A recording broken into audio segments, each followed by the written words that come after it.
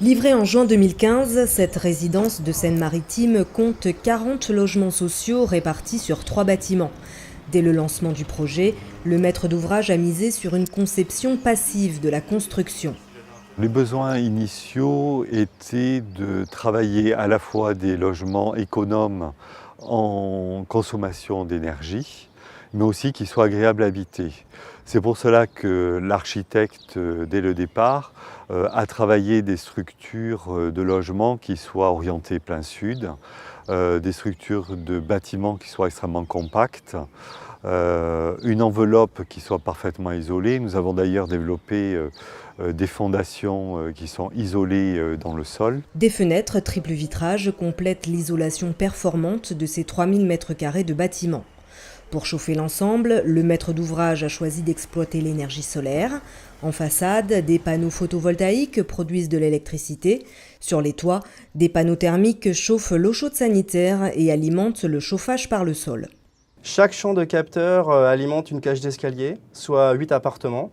Chaque appartement a un ballon de stockage dédié qui lui est associé. Et on va avoir une chaudière d'appoint qui va donner l'appoint en chaleur et en eau chaude sanitaire pour chaque cage d'escalier. Le maître d'ouvrage a donc installé une chaudière d'appoint au gaz naturel de 24 kW dans chaque cage d'escalier. Au final, les consommations d'énergie sont 2 à 3 fois inférieures aux prévisions initiales. Donc les retours depuis 2 ans, c'est 24 kWh chauffage et eau chaude à l'année.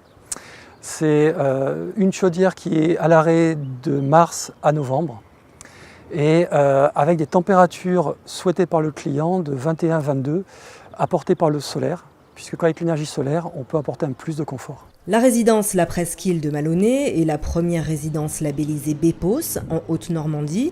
Sa construction s'inscrit dans la démarche globale que la commune de Malonnet a engagée en matière de transition énergétique depuis une dizaine d'années.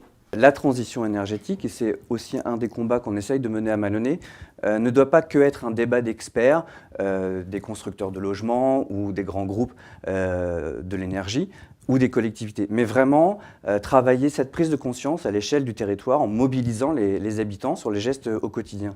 Et pour ce faire, le partenariat entre une entreprise privée comme GRDF et la ville peut être un des outils qui peut nous permettre de mobiliser les habitants pour faire évoluer les comportements et accompagner les changements de comportement. Construite entre 2013 et 2015, la résidence La Presqu'île de Malonnet aura coûté un total de 5 670 000 € hors taxes, soit environ 1 580 € hors taxes du mètre carré.